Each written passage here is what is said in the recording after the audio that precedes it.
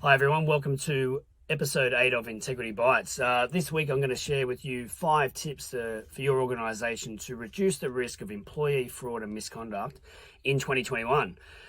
So no surprises, last year was a pretty crappy year for everybody, particularly on a business context. But now that we're in 2021 and things are starting to return to a new normal here in Australia, I thought I'd just share these 5 sort of ways that you should think about in your organisation to reduce the risk of fraud and misconduct from coming back into your business.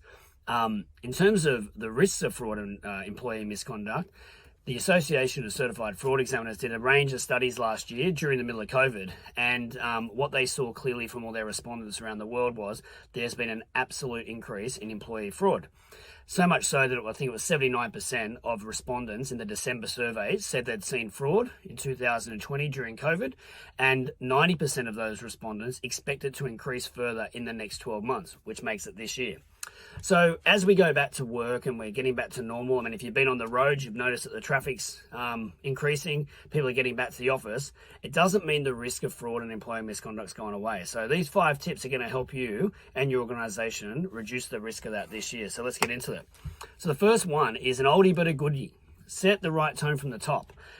What I mean by this is, now that people are coming back to work and they've gone from being remote working or disconnected and getting back into things, doesn't mean that the things have changed at home. So you want to set a zero tolerance on fraud and misconduct. Restate your company's values, restate as the leader of the organization what you expect from them, and be really clear about what the new world looks like and what the expectations are around behavior.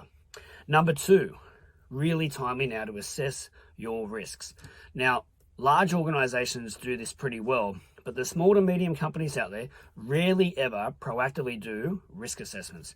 And so what I mean by that is you need to be looking for ways now in your key risk areas across your business to do fraud and corruption risk assessments. If you're in logistics or running retail outfits, you might need to do a physical security risk assessment. Depends on your industry, but go out of your way now to identify what you think the highest risk area to your business is and do a deep dive and a risk assessment on that. You'll be really surprised with what you find, particularly around what the controls are in place. You'll be really surprised. So that's number 2. Number 3, and I go on about this all the time, is create a safe speak up culture.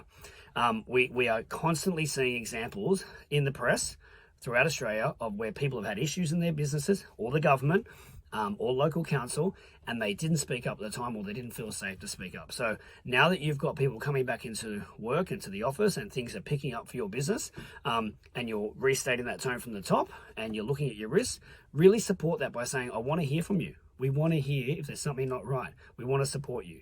So create that safe speak up culture where you encourage people to report, you listen without any judgment, and where required, you take action. So that leads me to number 4. Tip number 4, take action on serious fraud and misconduct.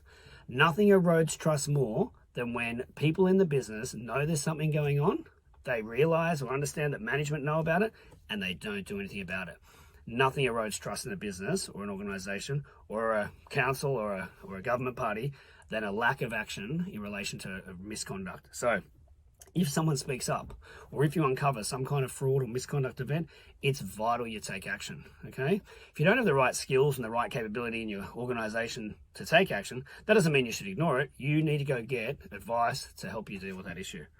And the 5th one is build some capability across your organization through training. Don't think for a minute that everyone knows what fraud and misconduct looks like, because they don't.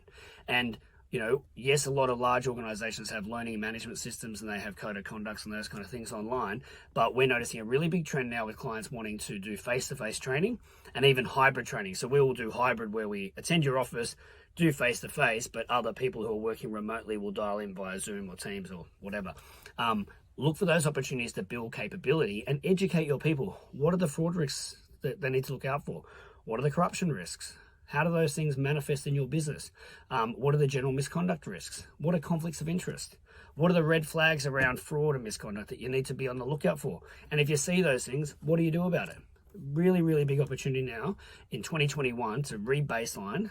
And so just to recap, set that tone from the top. Assess your risks, create a safe speak up environment, take action when someone does speak up, and build capability through training. So I hope you find that helpful. And if anyone got any questions or needs any help on that, reach out. And just remember, prevention is always better than your best response. So thanks for watching, and we'll catch you at the next one.